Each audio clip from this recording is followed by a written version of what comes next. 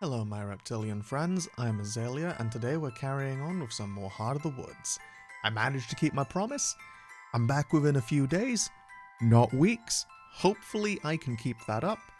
We'll see how it goes, and at the very least, in the future, if I don't manage to upload a lot, I'll do my best to try and make it consistent where possible. Anyway, with that out of the way, we can carry on with the game, and last time we were here, Maddie managed to actually learn the ghost's name. It's Abigail. And alongside all that, we got Tara's perspective. We had just finished last time with Tara's perspective, and now we're actually shifting over to Morgan. So, let's get on with the story. The cabin comes into view. It's warm and casts a glow on the snow. I keep my steady pace. It's been a while since Tara and I talked. Things still aren't fixed. They've improved. She's getting Maddie's help filming now. But I can still see that distance between them. It doesn't help that Maddie keeps choosing to stay behind when we go to the village. Her excuses are always flimsy, but Tara doesn't push it. I'm not sure if she wants to. I'm not entirely sure what to do. I never expected this to be easy, but now it's gotten complicated in a way that I couldn't have predicted. I wish I could help, but I'm afraid that intervening any more than I already have would make things worse. Maddie still doesn't trust me, despite everything. I have to believe it's not too late. I need both of them fully committed before I can tell them why they're here. At the cabin, I enter without knocking. It again. I've tried it like 6 times, Mads. I don't know what else you're expecting here. Hello there.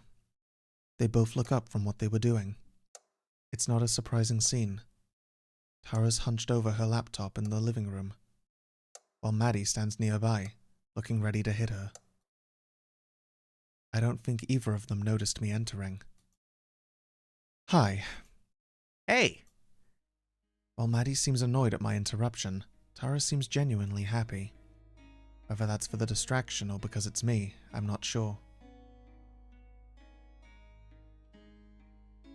I walk over and sit down beside Tara, placing myself between her and Maddie. Check this out. She angles her laptop so that I can see it. She presses play on a video. There's some distorted noise, but the screen stays black.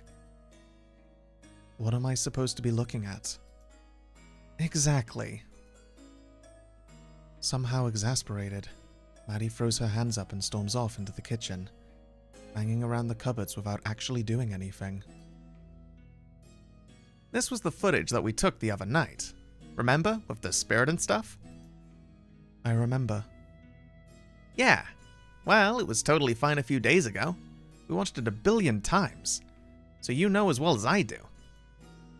Right. It was perfectly visible then. But now... She plays the clip again. Nothing but noise. It's worthless now. So what happened? Beats me. That's what we're trying to figure out. Maddie slams a cabinet particularly loudly. What happened, what Maddie thinks happened, is that the file got corrupted somehow. Either when you exported it or when it was transferring or something. But it was working fine before. Seriously, ask Morgan. She points at me. I wish she wouldn't bring me into it like this, since it'll seem like I'm taking a side. The video did work before, yes. Great! That helps us a lot! Isn't there a backup somewhere? This was supposed to be the backup. I thought I'd uploaded it to our server too, but I guess the Wi-Fi cut out and so that didn't actually happen. Tara bites her lip. That one's on me. I'm expecting another sardonic reply from Maddie, but to my surprise she sits down across from us and sighs. Well, we can't change it now. It seems that Tara's admission of guilt, even partial, helped her calm her down.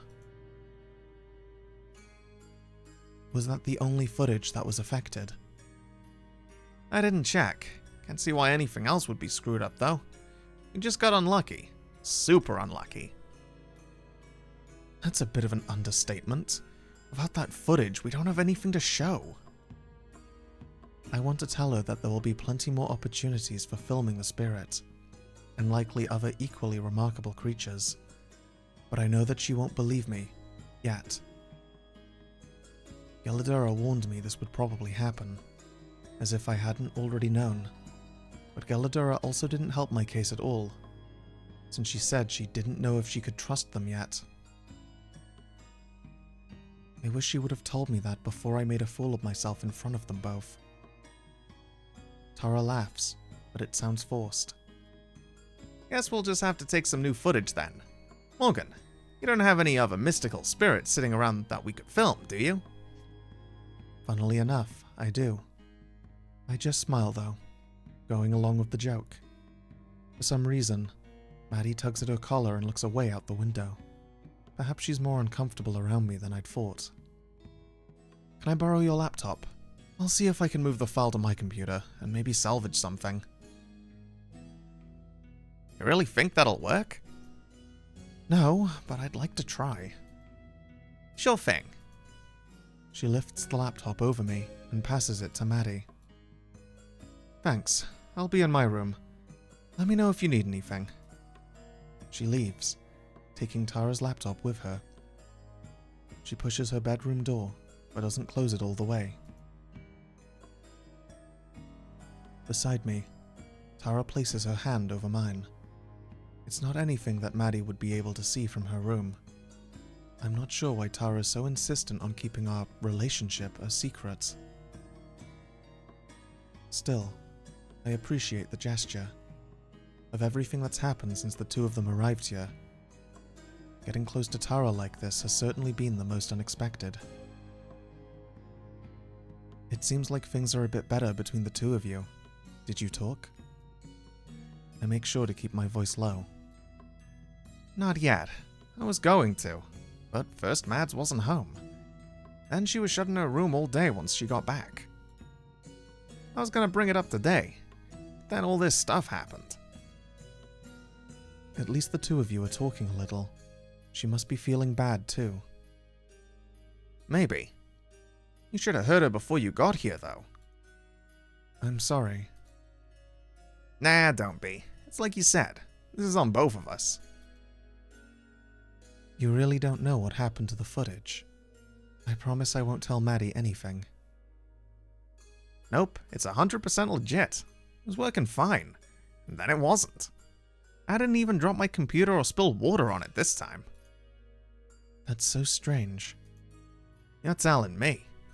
Mads is convinced I did something to screw it up, though. I have a niggling suspicion in the back of my mind, but I don't want to bring it up yet. I don't want to alarm Tara if I can help it. Has anyone... Right in the middle of my sentence, the heater in the corner of the room makes a sizzling sound, and then dies. Tara and I both stare at it. Did you see that? I did. God!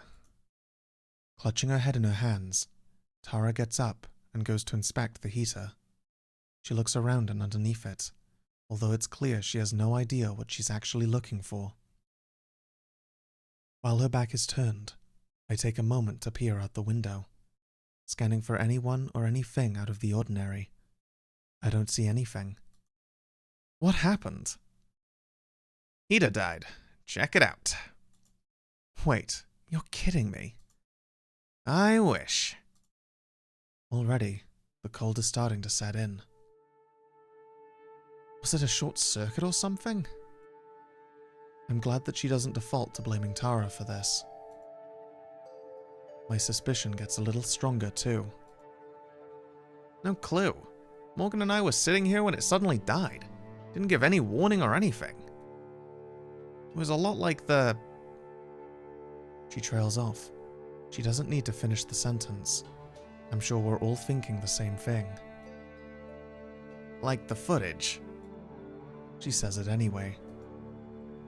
None of us say anything. Then, Maddie chuckles nervously.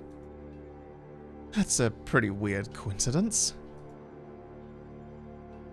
Do you two think that, they're connected somehow? What, the heater and the footage? There's no way that could be. It's just bad luck. Maybe. She gives me a look that says she doesn't think it's random. I'm inclined to agree. Any luck with saving the video so far? Not yet, but I just started. Give me a bit. Right. I'm gonna go grab a blanket. You want one, Morgan? No thanks. What the hell? 2 seconds after she entered her bedroom, Tara yells and pops back out. The heater in my room is dead too. What? Are you sure? Of course I'm sure. Come look if you want. Maddie and I both hurry into Tara's room. Sure enough, the heater in here is as dead as the one in the living room.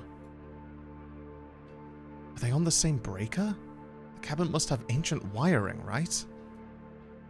No, it was renovated a couple years ago. Is the one in your room still working, Mads? Without waiting for an answer, Tara pushes past and goes to look. Ignoring Maddie's feeble clamor about barging in, we follow behind Tara yet again. In Maddie's room, the heater is running fine. That's so unfair! Maddie frowns too, looking perplexed. I don't get it. Why just in here? That's a pretty weird coincidence. Tara does a poor imitation of Maddie's voice. It is. What else do you want me to say? Grumbling, Tara leaves the room without giving an actual answer. Maddie doesn't try to stop her and stares at her perfectly functional heater. I shut the bedroom door behind me as I leave. Okay, tell me I'm not crazy. Something weird is going on. You're not crazy. This definitely isn't a coincidence.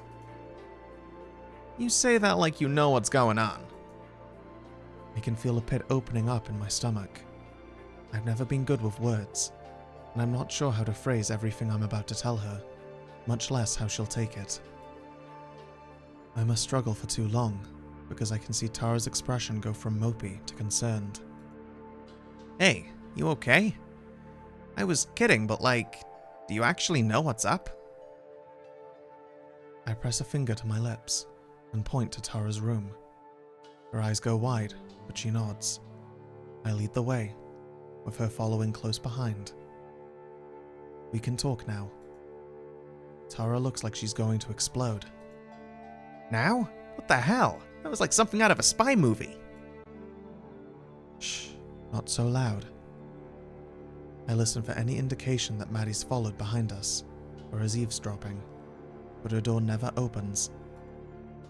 Tara watches, waiting for me to elaborate, but I can tell that it's taking every ounce of self-control that she has to not barrage me with questions. It's understandable. Okay, bear with me, because I'm not sure how to say some of this. Nearly vibrating with excitement, Tara nods. I take a deep breath. I don't think all these malfunctions are a coincidence. I think they're intentional sabotage, and that my mother's to blame. Her eyes get as wide as saucers.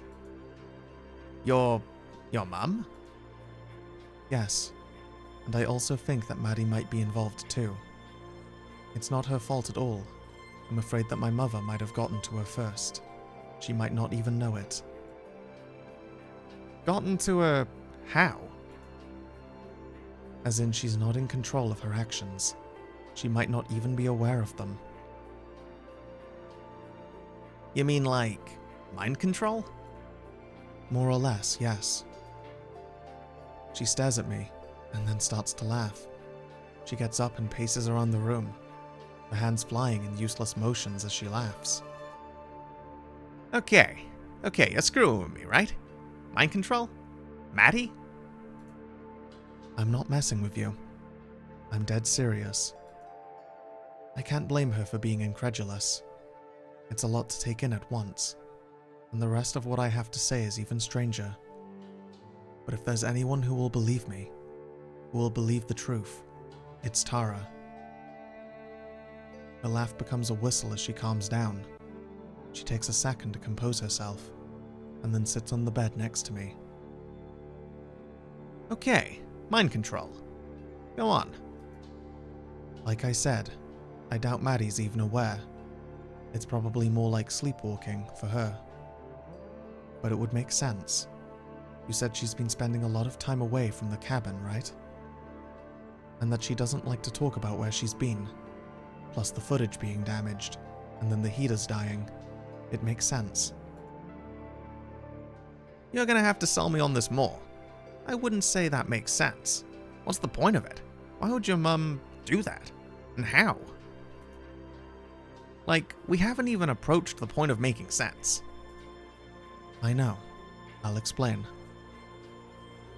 I'm trying to remain calm myself, but there's a nervousness that I've never felt before. This is my first time ever talking about this with someone else. No matter how many times I'd imagined this conversation and rehearsed it in my head, it's nothing like real life. My mum isn't really my mum. To be frank, she's not even human. Not anymore.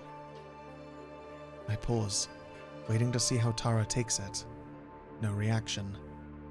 I doubt that anything I'm saying even registers as a possibility to her.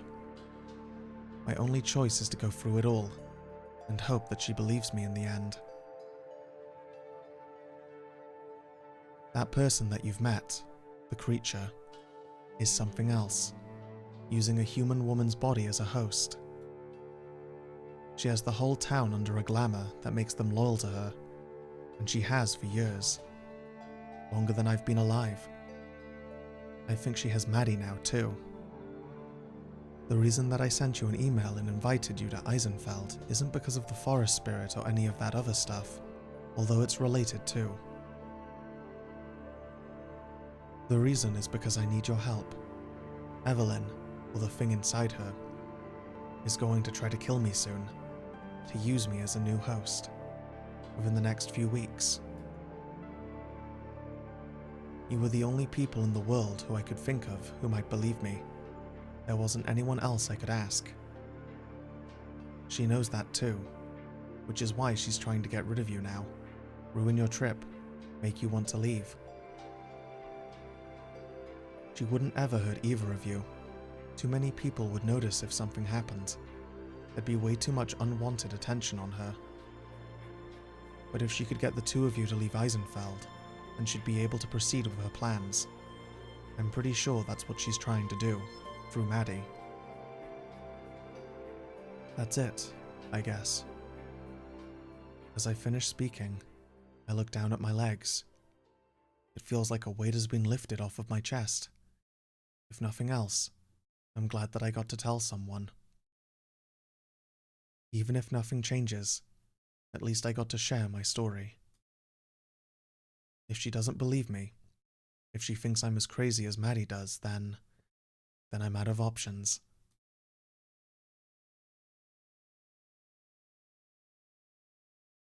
The silence stretches on, and I glance up at Tara's face. For someone usually so expressive and easy to read, her face is immutable. I can't tell what she's thinking. She just stares at me intensely, more scrutinizing than I've ever seen before. I meet her eyes, willing her to search mine and see that I'm telling the truth. I want to reach across and grab her hand. More than that, I want her to grab mine. Tara huffs, blowing a loose strand of hair that's fallen over her face. She blinks, pops her knuckles, scratches her leg, and finally she half smiles. Okay, so then what do we do now? Does that mean that you believe me? My breath catches in my throat. scarcely daring to believe it. She hasn't confirmed yet. She could just be playing along. Of course I do. I can't help myself. I lean forward and wrap my arms around her in a very selfish hug. I'm so sorry for dragging you into all of this. She doesn't deserve any of what's going on. I brought her into my own world of problems. Her arms wrapped back around me without hesitation. Hey, I'm glad you did. Really? Of course. If some other paranormal blog got this scoop, I'd be jealous forever. We both laugh. But I'm not gonna lie, it's a lot to take in, especially the stuff about Mads. But if never coming here would have meant you having to deal with all of this on your own, then it's a damn good thing we're here. For the first time that I can remember, I feel warm and comfortable. It's a moment that I wish could last forever. I don't deserve her support, but I'm infinitely glad that I have it. Now let's go kick your mum's ass. I laugh again. I'm glad that she's able to keep a light heart through all of this. We're going to need it. Really though, what do we do now? Pack our stuff and get out of here? You could totally crash with me and Mads. I'm sure she wouldn't mind. We'd have to get past that whole mind control thing first, though. No, running away isn't an option. She would just take someone else instead. She has to be dealt with. You said it'll happen in a couple of weeks, right? How do you know? It'll happen on the winter solstice. It's something to do with the moon.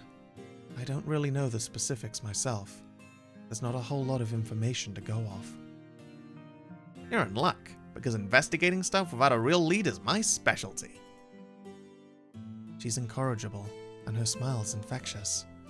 Her optimism and confidence makes me think this might work out okay after all. There'll be plenty of time for that, I promise. Right now, I should head back home. Already? Feels like you just got here a bit ago. I know. I wish I could stay longer. But I need to start prepping right away. There's a lot that I'll need to fill you in on, but it'll take some time for me to get ready. So like, later tonight? Probably tomorrow or the next day. Okay, I'll lie low until then. What should we do about... Her voice trails off, and she nods in the direction of the rest of the cabin, and Maddie. Nothing for now. Just try to act normal around her, if you can. So avoid conversations as much as possible. Easy peasy. We stand up together, and Tara walks me to the front door. So, see you soon, I guess. Right. She leans forward suddenly, giving me another quick hug, my second one today. It's over far too quickly. Cool. I'll be waiting. I smile. Me too. It's always scary going home and facing the prospect of seeing Evelyn face to face. Today, though, it doesn't seem as bad. There's still a long way to go, but with Tara's help, there's a chance that everything will work out. It's more than I've ever been able to say before.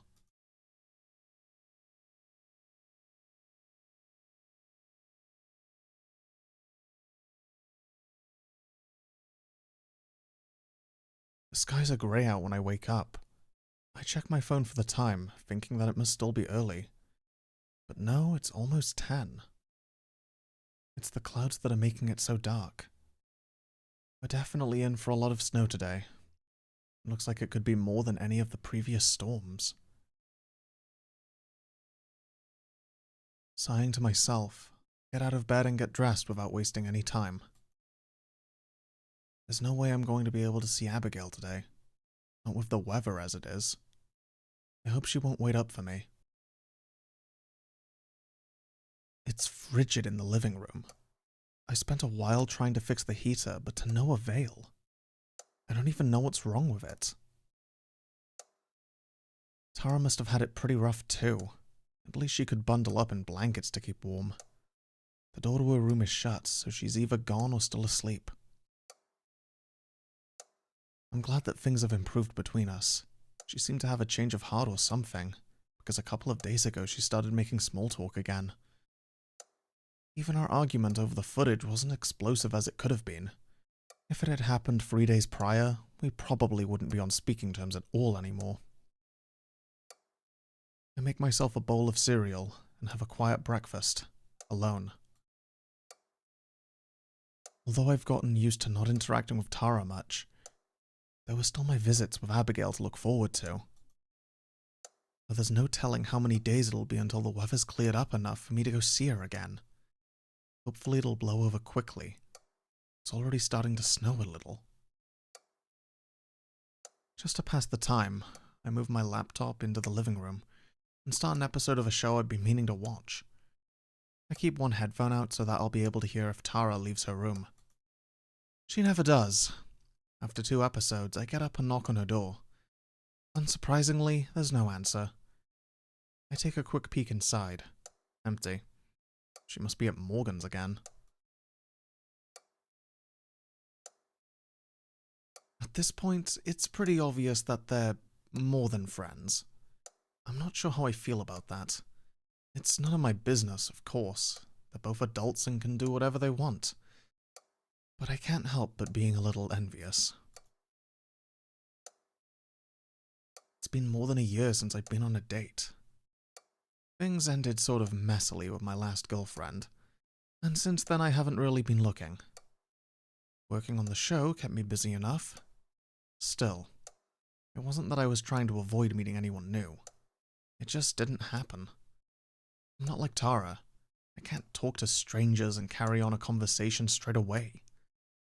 Business stuff, sure. Small talk? No way. I've always been a bit jealous of that. So, seeing how quickly and how naturally Morgan and Tara ended up together feels like a painful reminder of my own social inadequacies. I guess there's an expiration date on their relationship, whatever it may be, though. It's hard to believe that we're already halfway through our trip in Eisenfeld. It occurs to me that I'm in a similar situation with Abigail. Although our friendship is nothing like Morgan and Tara's, it's also time-limited. That thought hurts more than I expected it to. I wish there was some way she could come back with us. I wonder how difficult it is to smuggle a ghost internationally. That's the kind of problem Tara would be great at solving, if she was around. In fact, I wonder if maybe I should take this opportunity to try to mend things with her. Assuming Abigail was okay with it, I could take Tara and meet her. While not quite as dramatic as the forest spirit, having a genuine ghost on film would still be a huge win for the show. It's a little funny to me that an actual ghost is mundane compared to what else we've seen. I'm not entirely convinced on the idea. There's still some appeal to keeping the news to myself, for at least a little longer. A knock at the front door interrupts my TV watching. Coming. I undo the latch and come face to face with Evelyn again. Good afternoon. Hi there. My previous encounter with her, on the way back from the church, flashes through my mind and sets me on edge. There's a man I don't recognize with her too, adding to my unease. We heard there was an issue with the heater, so we've come to fix it. Don't want you freezing to death out here. Demeanor is a 180 from last time. I wonder which of them let her know. Maybe Tara mentioned it earlier today. Oh, thanks. That'll be a big help. Aren't you going to let us in? I realize that I'm blocking the doorway, and step back to make room. It's technically her cabin. I don't really have a right to say no. Yeah, sorry. The guy with her brushes past me and heads to the heater, getting right to work. Meanwhile, Evelyn and I both sit down in the living room. I stare at the floor, hoping that she'll start the conversation. But she seems content to just look around the room, admiring the decoration.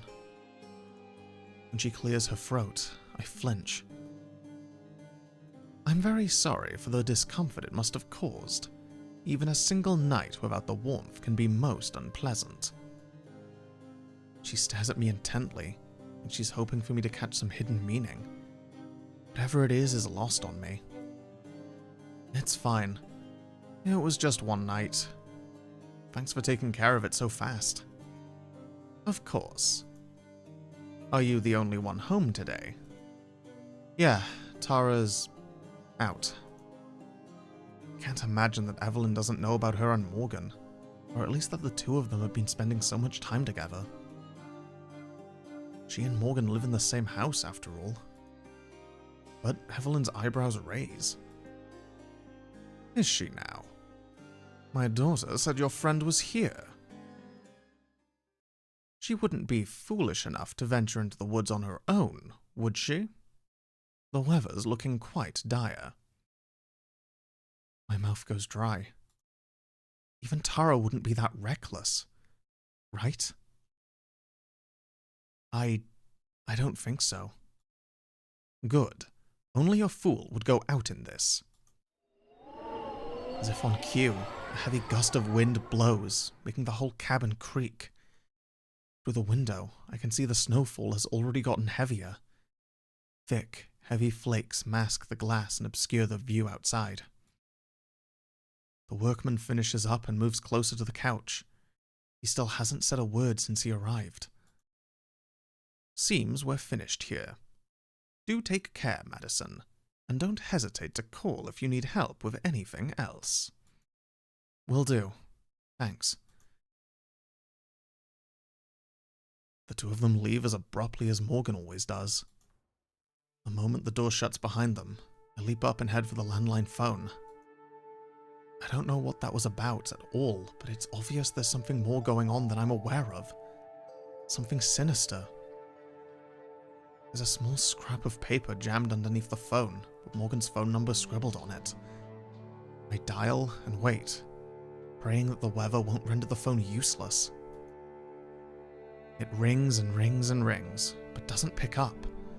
Eventually, it goes to a generic voicemail message delivered in an automated voice. Damn it! I slam the phone back to reset it and then dial again. Please, please, please.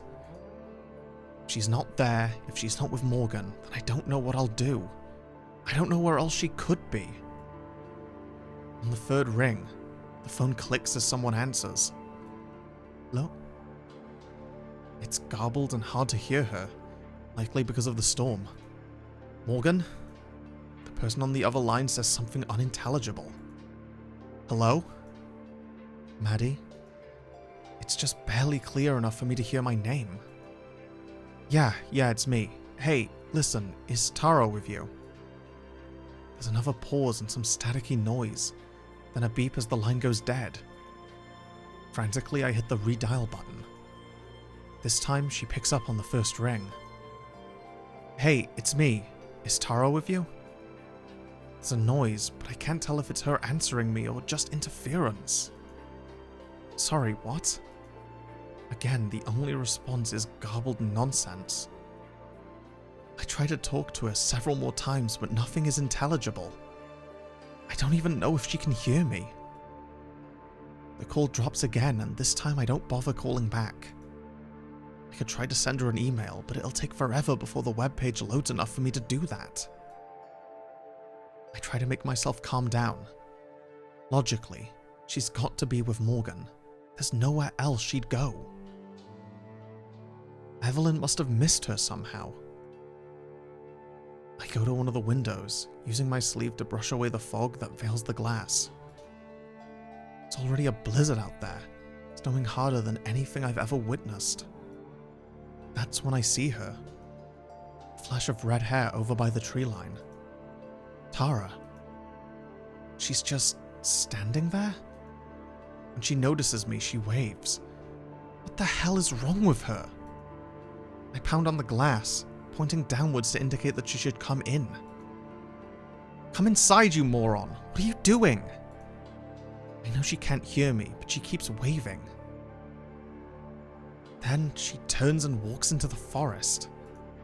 What the hell? She's lost it. She's absolutely lost it. I fight against the wind just to open the door. Tara! My voice is swallowed up by the wind. There's no way she could have heard me. I try yelling again, but the cold stings my throat. Is this some idea of a joke to her? It's a terrible one if so. Stepping out the front door, I can barely see her amongst the trees and swirling snow. She's just standing there waiting for me.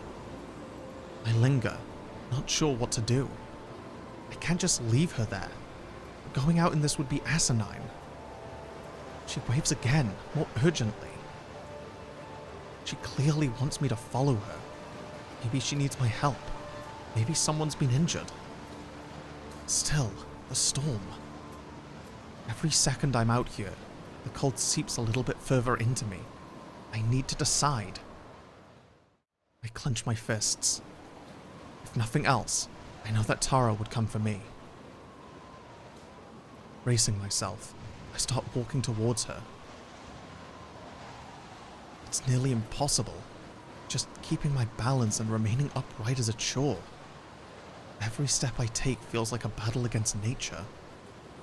Slowly, though, I do it. When she sees that I'm following her, she starts walking again. I wish she'd wait for me to catch up, so she could at least tell me what's going on.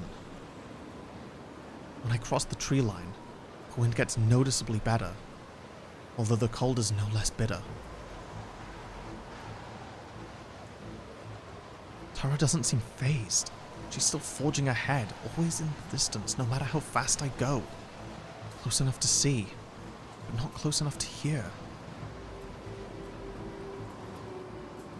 After a few more minutes, I finally start to inch closer to her. I can't feel my hands or my feet, and my teeth won't stop chattering.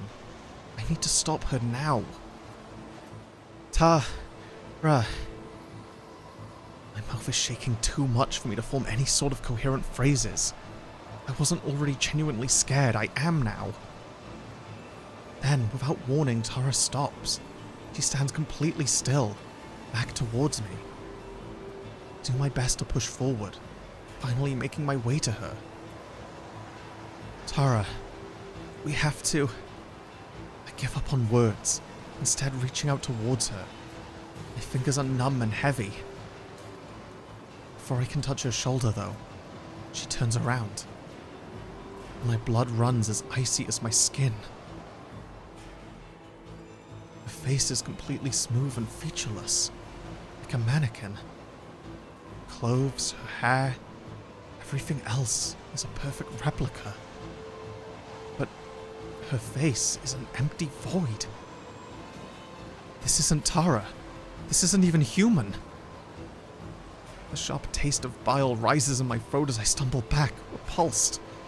As I stare in horror, she begins to flicker like a light bulb going out. No. No. This isn't real. This can't be real. This isn't happening. This can't be happening.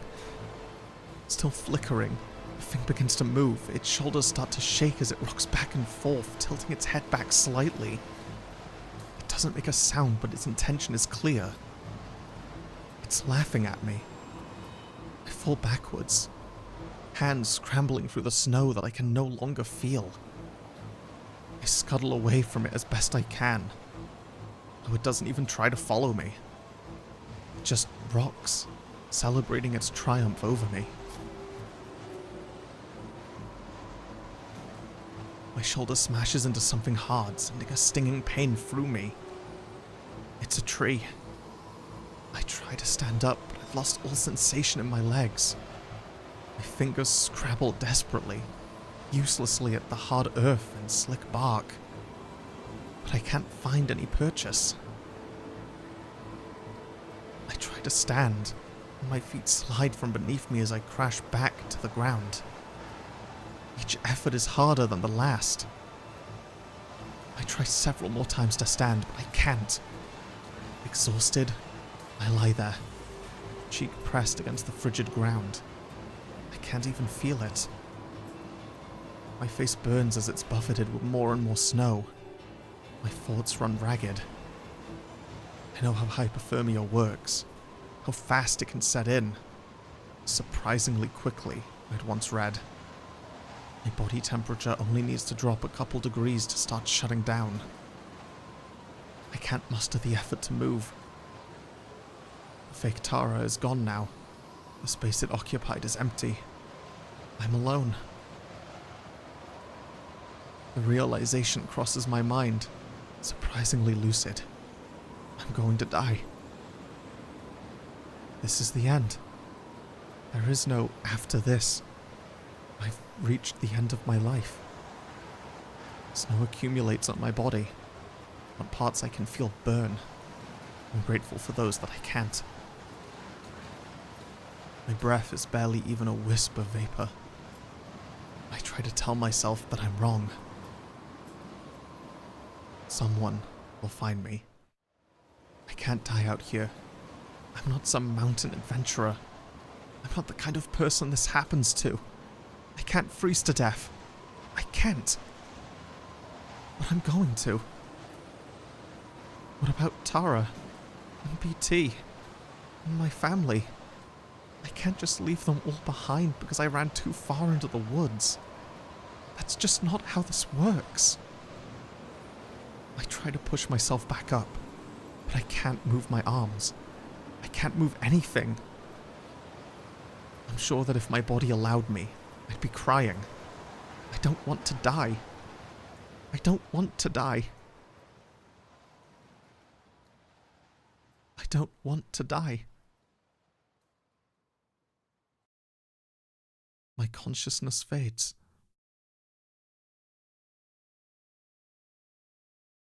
A piercing light that should be unpleasant but isn't shines in front of me. I will my body to reach for it, but I can't. Then I understand. It isn't meant for my hands to touch. I let go of it all, giving myself up. But then, a sound. Imperceptibly loud, deafeningly quiet. Something vibrant and full of life fills my tired eyes. It blocks the light. And then...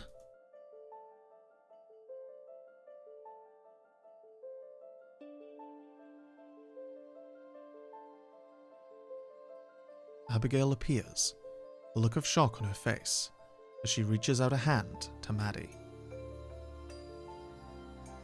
An angel appears.